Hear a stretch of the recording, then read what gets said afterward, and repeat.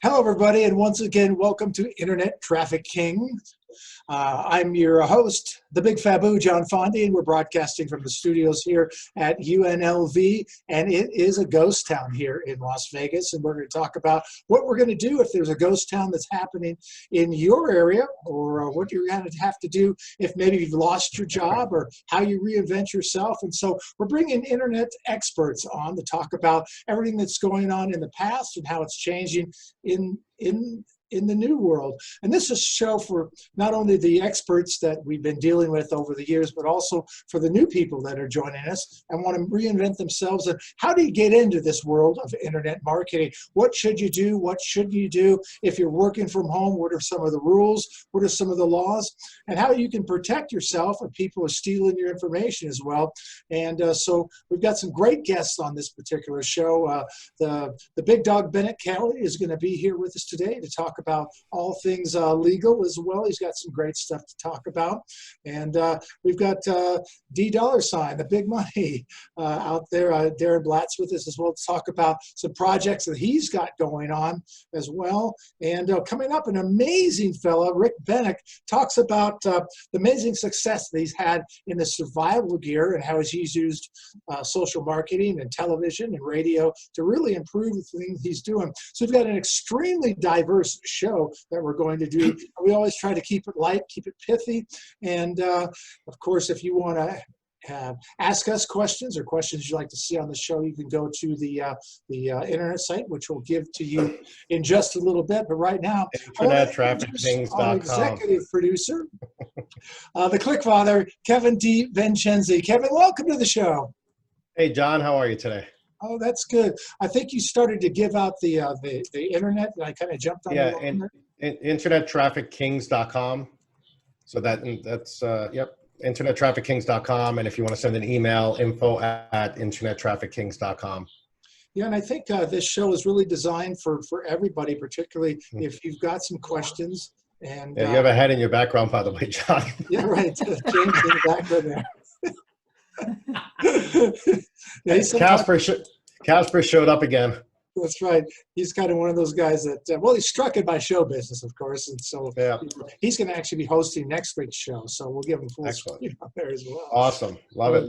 So Kevin, wow, what a week we had last week. Yeah. I mean, it kind of seemed like things were starting to kind of crescend and move to the top. But we've seen a lot of changes. Some changes, we've seen a lot of misinformation right. over the past few weeks that they've re-identified that misinformation. And I think information is great, but incorrect information can sometimes be really harmful to everybody. Well, that's the thing. You know, I don't consume a lot of news media because it's everything is just, to me, overexploited. You know, if there's, a hurricane and one house goes on fire, it's like, the town's blazing. And I think with this, everything that's reported is reported, so people keep watching and keep doing that. Yeah, it's great to watch the head behind you, John. That's great. I do think it's a great time, though, for people to just focus on themselves and learn new skills, learn new things while you have this time at home. It's definitely a big reset for everybody. So I think that's going to be huge.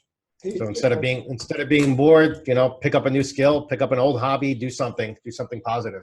Well, I think it's a great time to do some new stuff with the kids and educate them on some things that maybe they're not going to be learning, in their school, and kind of can sort of teach them that maybe things are going to change and how your children can adapt to what's going on as well, and your parents can ease them into it a little bit. Kevin, you buy a lot of traffic, and essentially for our new customers, what does that mean and how does that affect the customer? So essentially what we do as an agency is we buy and sell traffic. So we'll buy traffic from a source, say it's Google, somebody goes in, they search radio host, how I found you, John. No, they'll search radio host and then a bunch of paid ads will come up. So we do quite a bit in intent-driven marketing. So somebody's searching for something and we have that solution for them. That's one of the aspects. Another aspect would be to buy display placements, i.e. banners, up on sites that are relevant as well.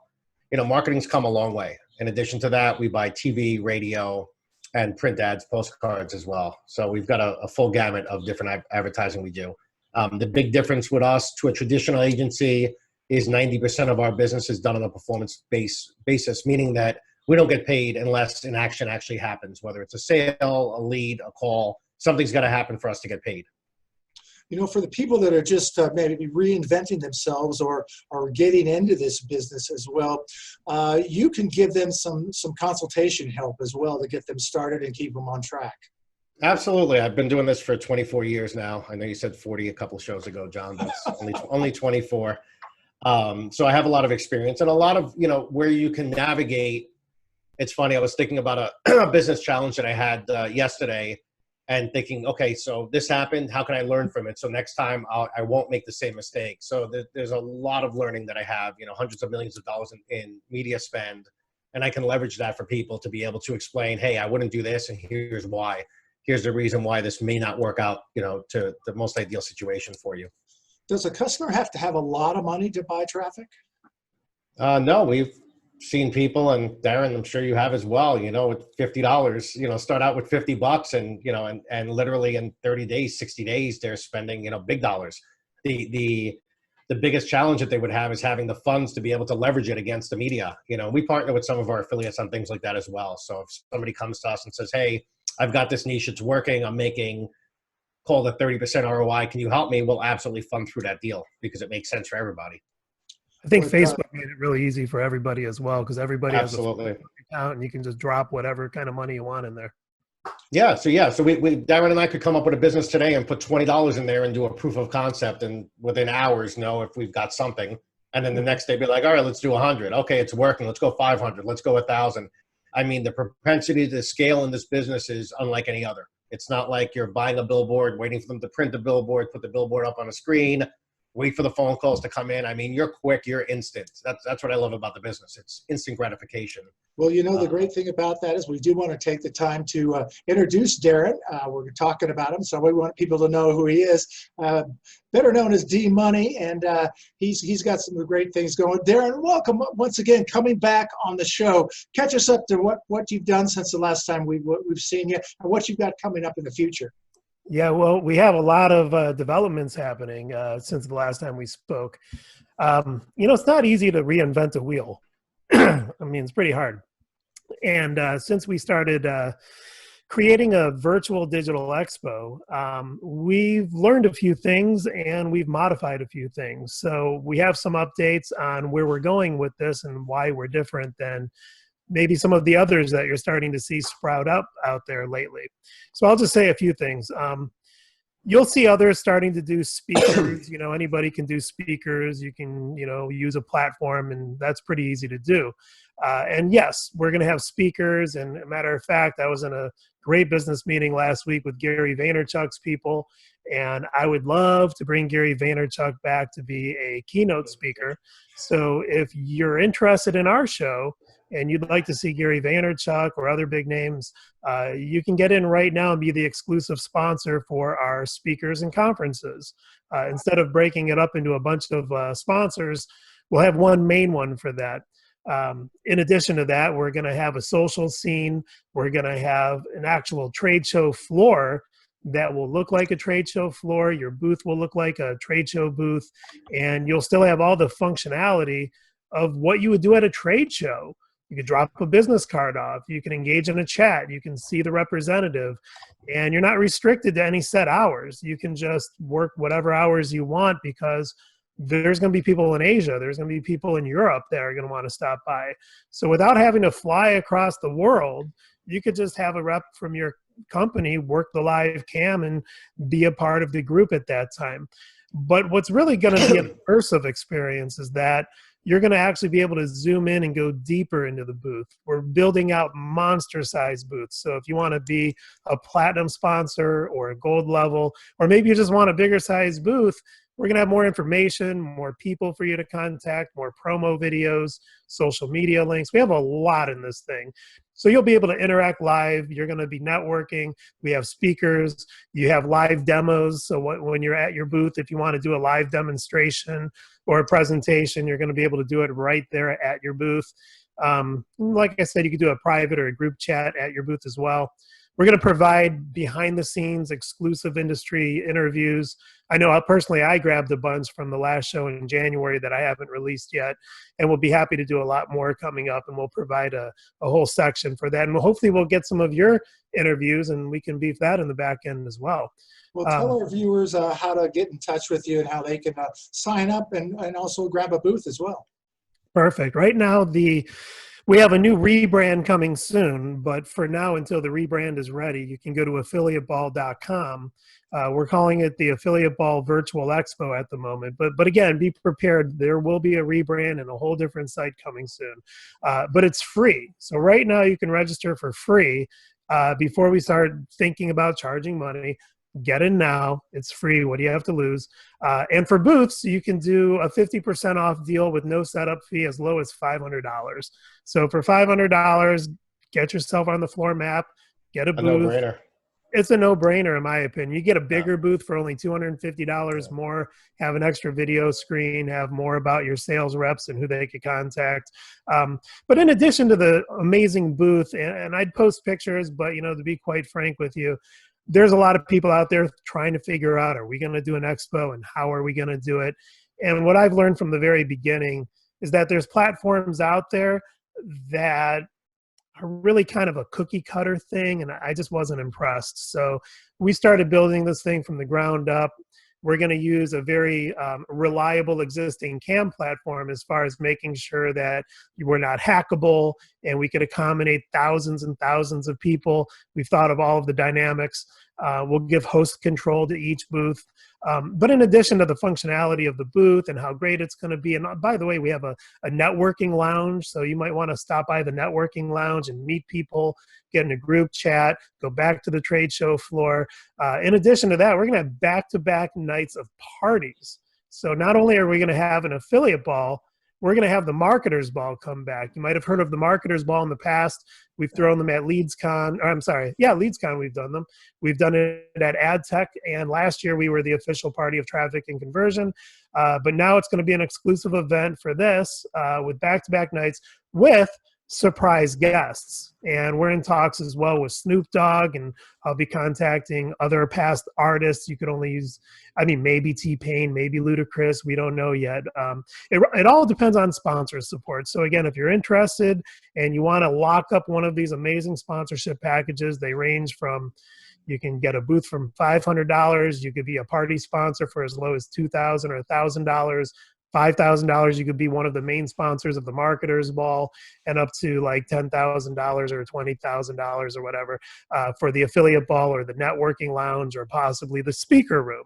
So with all of that in mind, we're going to bring the AFI Awards back during the affiliate ball. The AFI Awards, as you know, are a popular award. It's been around for about 10 years now, where we... Hey, somebody needs to see what they look like. I have one right here. Hold on. You got to put it. There you go. Hold it closer. It's blending in your background. We can't even see it. Oh, no. It's it's an blending. invisible award. Blending. It's an invisible one. It's blending. Yes. It's there. Hey, so we want to take this time to thank DMoney for coming out and talking to us about the show. We'll have you back again. By the way, give us the dates for that virtual Yes, show. it's currently June 3rd through June 5th, with the first 2 days being trade show floor, and the last day will be speakers. Okay, And the great. one thing I want to say, John, is following Darren on this journey for the past few weeks, there are a lot of competitors coming out, but anybody can put their name on a trade show and say that, that this is an expo, this is a trade show. But when you dig in and you actually look at what they're providing, it's not a virtual trade show. It's either recorded content or, or something else that they're doing, but it's not, from what I'm seeing, what Darren's doing, it's an actual full-blown virtual trade show. And that's what makes it so exciting. So anything that you could do besides being physically there at a trade show, you can do on this platform. So I do want to caution people as they're seeing everybody's doing an expo now. That's not the same thing. I emailed somebody that just announced one on the same dates that Darren's is, and they said, yeah, we're maxing at 1,000 people. And I'm thinking, well, as an advertiser, why would I want to just have 1,000 people, of which 60% will show up, 600 people, and their rates were ridiculous. The rates Darren just gave, $500 entry level for a booth The other company was $2,000 entry level for a booth with 1,000-person max. Darren may end up with 25,000 people in this show. So at $500, it's an absolute bargain. So I'm 100% behind it. And the best part is that we have a past audience with the affiliate ball that I reach out to in my newsletters. We have 45,000 past guests, and I'm making it free. So I would imagine we'll easily get over 10,000 people. I'm hoping for 30,000 people. So it's really a no-brainer. Yep.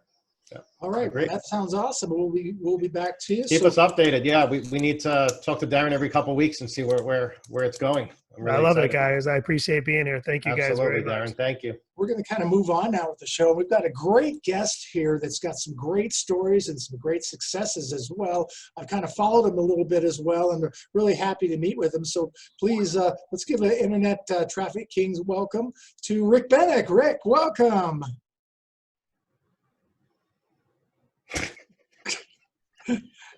Hey, Brasco, you got to let him out of the waiting room. No, Rick, go ahead. Are we there? Yeah, you were in internet jail. He put you in internet jail. Hey, that was pretty good though. It was only about a 3-second lag, so I'm trying to find buttons and press quick. No, that's cool, man. Well, thanks so much for taking the time to be on the show. Kevin has told us so much about you, and you've done so much not only as you've grown your business, but you've really expanded out now, and you're really kind of a superstar. You got everything that you want. You got your TV shows, you got your blogs, you got your equipment, you got a following. Tell us how all that started and the direction that you're going to be going in. I've been in the online space now going 20 years. I started in radio ad sales when I was younger. My family grew up in the media business, so kind of brought up around the industry, if you will, in online marketing. Well, online 20 years now, but media and marketing, TV, radio, Yellow Pages. And when I had the opportunity to get into the online segment in '99, when I first moved to Southern California from Oregon, where I'm originally from, I really started to understand the direct marketing, database marketing, strategy, working with big brands when internet and all of the questions of these companies 20 years ago was, how do we do it? What do we do? We need to acquire customers, this new shiny object of online internet. We got to spend some money. So started working with big brands, handling their full strategy, worked for a company at the time, L90. We were one of the 3 large pillars of ad networks. DoubleClick, 24/7, and L90 were the 3 until the demise of the .com crash and the demise of one of the companies doing some paper trading with AOL and Home Store, and longer story that we can share about later. And that's when I launched my first media agency. It was really more out of the client saying, "Hey, we'd love to spend money. Great strategy. We just won't do it with the company that I was with at the time." And called my old assistant that had just gotten fired. We went and found an apartment in Brentwood, California, and roomed together, stood the business up, and within 2 weeks we were servicing contracts for American Express, AAA Auto Insurance, and Great Direct West, and some large companies that went from 13 employees in the dot crash to one guy having to figure it out. And fortunately, right time, right place to take those over. And that was the launch of our first media agency, Columbus, in 2000. But that's the beauty of this business though, right, Rick, is you can literally scale overnight. You can reach almost anybody. So as you said, within 2 weeks, you're able to get American Express as a client and several major brands, where traditionally it would take a much longer path to be able to get there. You know, we were talking about scale in the last show. So that's amazing. Well, I think that's really been, I think, the challenge for a lot of us. Obviously, Kevin, you and I go back nearly that amount of time, and yeah, about 20 years. We've seen the good, the bad, the ugly, seen it all. What I found in incubating different companies, and I'm sure similar to you guys that are here and others that are out there, chasing next opportunity, focusing on one category or one venture that has a short lifespan, and you don't know. You got to try. Right. You got to put the energy and efforts into it. But what I found after a few years is the cyclical cycles of technology, media, clients. It all changes. It comes and goes. Right. So this is about 10, 12 years ago, is how do I focus on trying to build sustainability? How do I get ahead of that curve and have the foundation that doesn't matter with markets like right now, what we're all facing, Right. some dire, crazy times that we've never experienced in our lives. And how do we try to sustain through that, both for our own families, our staff, our team? 10, 12 years ago when I launched Brand Ventures, it was trying to build the ecosystem and the infrastructure to move with those markets. We started in lead gen, started in the finance division, and payday loans, and where payday became hot in the government sector and things changed. We needed to have and the ability to shift into auto insurance or mortgage, or having the platform has really been the key. And I think if I can lend that to anybody out there, is get your foundation straight. Your house is only as good as what you have underneath it. And if you don't have that foundation good, it can get blown over and destroyed rapidly. So that was part of the mantra, is it all starts with an idea with our company, and trying to have that foundation so that we can excel in the times that are good, cover ourselves in the times of bad, and shift when the markets shift. So making that shift in e-com and direct to consumer about 5.5 years ago, out of necessity of lead gen and some of the marketplaces that we were in were getting crushed. Okay, well, we have the foundation, we've got the team, the technology, the know-how, the experience. What do we take and where do we go with that? And that's when we launched our e-com division about 5.5 years ago now. So little foundation story. And then you kind of grew. Tell us how you kind of got into technical and kind of eased back into television, and sounds like you're having a good time. Well, I think Rick, it was even on QVC as well, right, Rick? Correct. We had a couple airings this year on QVC. We've got some more that we're working through on our lead brand. But really, what the basis that I wanted to try to prove to myself, my team, and where we could take this from the affiliate marketing standpoint is, can we develop a single widget and ultimately create that widget better than anybody can, creating multiple products in a category and creating a lifestyle brand that solves problems. So where we were looking in the flashlight space, there was dozens of guys that have come and gone. Can I put the time and money into a better product, better experience for customer service? Can we add other additional products that are either in market, retooling, or new market opportunities that we can present? And ultimately, we made the decision a few years ago to develop that. We're up at 30 some SKUs, I think now. We're moved into retail contracts. We've been on QVC a few times, looking through some of our television exposure. So that was the vision. And how do we take this affiliate marketing and product standpoint and try to reverse it with the ever-changing world that we're in with retail and such? Right. So once we executed that, then we found, how do we rapidly deploy something? How do we test something quicker? Less money, less investment in time and energy in our team and staff, but really focusing on a box, a problem and a solution, and can we create stories around that product, and ultimately take that into additional products that we can rinse and repeat, basically. So we spent the time to build the technology and the systems. Now that we have our pet supplement brand, petjoy.com, we've got, some of our virtual goods in the credit monitoring space. We have a new brand launching actually next week. We've developed for the last 9 months in the CBD topical pain category. We will have grownscience.com is our newest brand that fits in that problem solution story, unique product, lifestyle.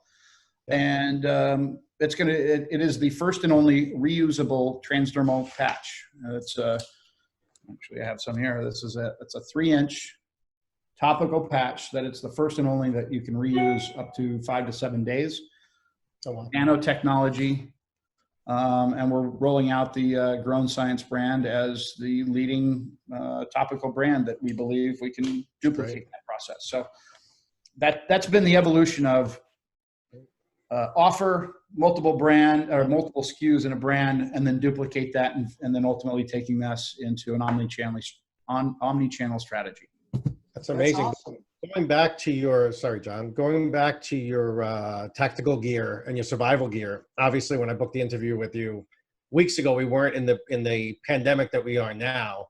Sure. What have you seen as far as sales and what's happening? Because I would guess that your sales have ballooned even more so. You're already doing extremely well, but have they Have you seen a big increase, and have you changed any marketing? I know obviously you have to be sensitive to your marketing. Yeah. So To that question, ironically Yes. enough, our type of category is during this time of the year is pretty consistent. Some products have taken a little slide and a backseat because there's so much more online traffic and people searching for different types of products. Now that's lowering cost of acquisition. Not a lot of the brands are chasing the same budgets, which has helped. So within that brand category, it's been a consistent. There are some of our products that we are seeing better. Ironically enough, a mosquito lantern, a mosquito zapper that we recently launched about a year ago, has been a product that I wouldn't have really thought about. It's a bug killer, bug zapper, keep the infection away type of stuff. To your point about being sensitive, we did some testing with our own database. How do we communicate and how do we articulate what's going on? And we found when we took a scarcity, the world's ending type of an approach to our already trusted customers, we were met with a big backlash, frankly. Sure. We've already built the trust. They don't need to be sold. So we had to readjust our strategy and our communicating to the current customer and give them value instead of try to sell them more shit. Yeah, makes sense. So we learned that lesson quickly. On the flip side, our consumer goods have really gone through the roof because consumers can't get out of their house for things like our pet supplements. And those categories are seeing substantial growth just due to circumstances and scarcity. The biggest challenge for us and others that are in the space that we've found is the entire supply chain has broke. The ability to get raw material. You think about even as simple as this bottle right here, empty, could take 3 to 5 months now, empty, to get from overseas manufacturers. And the US supply chain is also 3 to 5 months backlogged. You think about basic things like that for what we're doing and how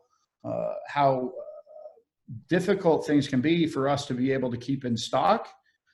Planning is a big thing. I've got guys that are in our space that have reached out and said, I can't get stock for 5 months. What can we do? Because some of their raw material is not available.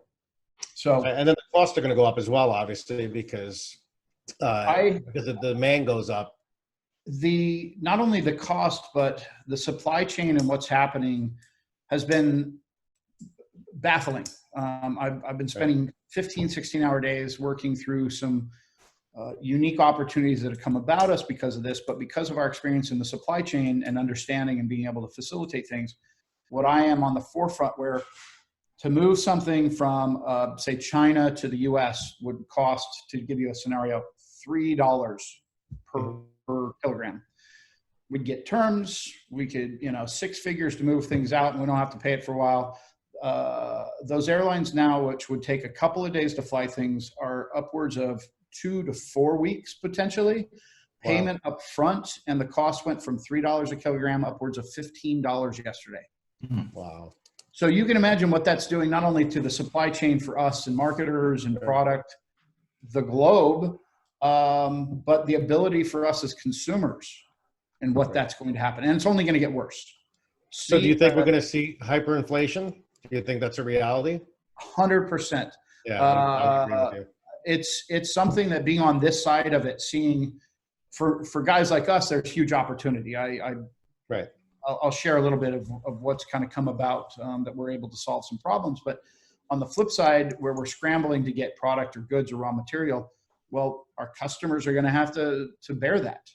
We're still having to pay to acquire a customer at a certain target range. And what happens to us when we can't afford to acquire that customer anymore because of costs? Look what happened last year with the tariffs at 30%. Some products we completely had to walk away from because that was our margin. Yep. Sure. That's good information. Rick, we want you to stick around. We're going to go around the horn with some closing thoughts here in a little bit, but we want to switch over now to the big dog, Bennett Kelly, sitting on the beach. And Bennett, I want to thank you so much for being with us today. But some interesting things that are going on in your space now. Talk to us a little bit about some things that you're seeing. Particularly, we talked about data scraping.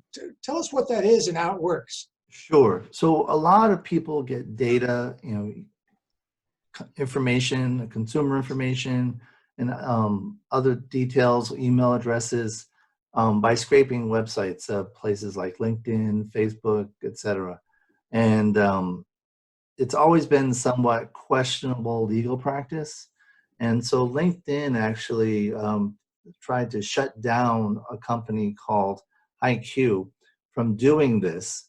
And HiQ was smart, and they went to court first to challenge LinkedIn's practice, and won an initial battle. And then it went up to the Ninth Circuit Court of Appeals, and they won there again. Basically, the court said that LinkedIn was claiming that them accessing and scraping the data from their websites violated the Computer Fraud and Abuse Act. And the court said, no, it didn't, because LinkedIn has made it available to the public. And so they're just, if LinkedIn wanted to restrict it, then that would be different. And what you've seen some other cases where if someone puts a technological barrier and you still go around that technological barrier and are scraping, then you may have liability. And there's still other areas where they could go after you for liability under general torts, such as conversion of property, that type of stuff.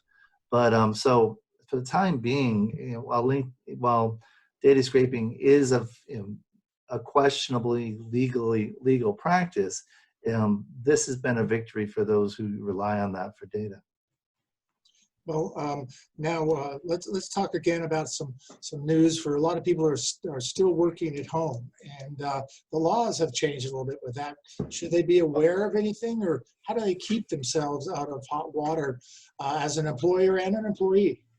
Well, I mean, this is an interesting year for California as a whole. We have our whole new employment law going into effect, that what's called the gig economy law, some people refer to it as, that basically just codified a Supreme Court decision that says if people are acting as employees, you have to treat them as employees, and it caused a big stink with companies like the companies like Uber and the food delivery companies, etc.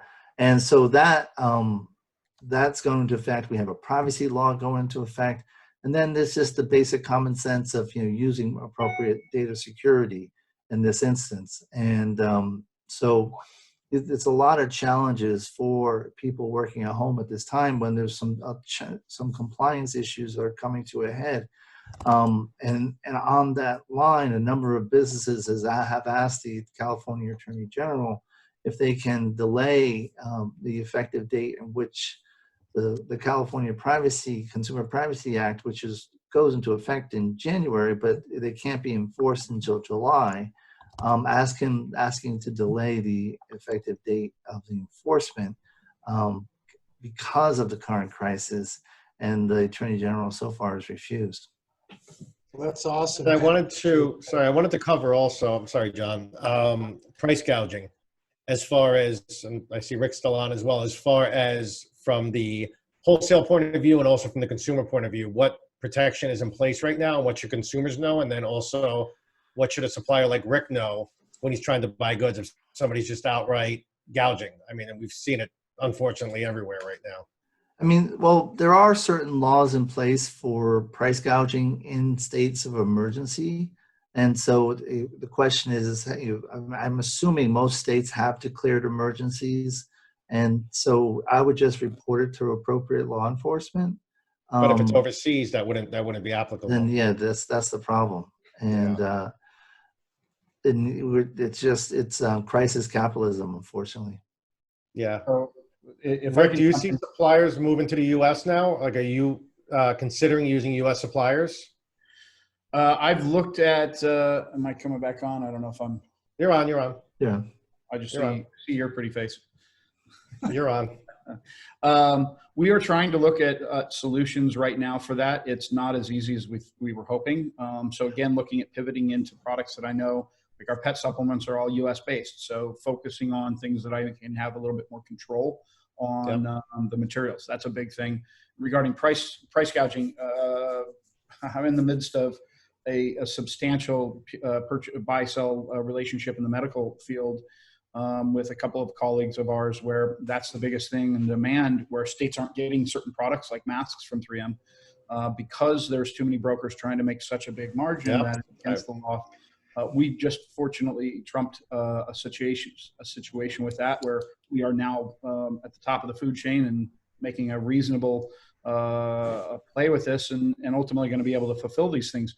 People are worried on the buy-sell side that somebody's going to go to jail after this. So, Right. One piece of advice out there: it's okay if you get a little bit of scratch over a big long-term or a one-off. Don't get greedy. Supply what's needed out there to the people that are needed, because ultimately that's the right thing to do. So Yeah, I've seen the same thing because I played around with the masks as well with the wholesale aspect of it, and that's the same thing where you know the cost to produce a mask, you know, forget about a 3M 1860, but just a general N95 is under 30 cents. And all of a sudden, these suppliers were at $1.15. Okay, whatever, you know. Then another broker gets in, two more brokers get in. These things are at $2.25, you know, which is just absolute. When you're talking about, you know, 1 million units, it's an absolute. well, It's absolutely crazy.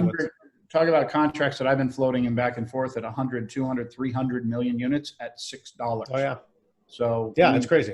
We were fortunate to just realign the entire market shift of wholesale buy literally today and filling those contracts to get the hundreds of millions in the hands of the hospitals that are needed at the price point Right.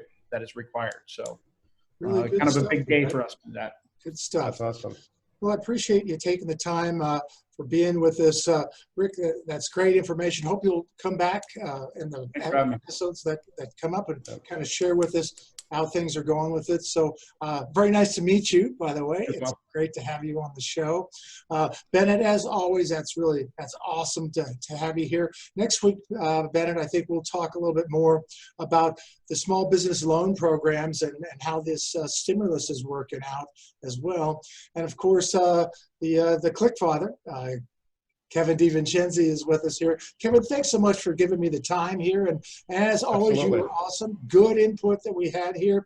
And as always, if you would like to participate in the show, send us an email. Give us that email address, Kevin. Yeah, info@internettraffickings.com. So info@internettraffickings.com. And just go ahead and give us your question that you'd like to have us talk about. And also, if there's some internet people that you know out there that you'd like us to talk to, just go ahead and let us know about that. It is a family show for those that have been in the business for a long time and those that are just coming into the business. So we can help maybe turn your lives around, hopefully make you rest a little bit easier, and give you some thoughts on how you can reinvent yourself and use the talented people that we have on this show.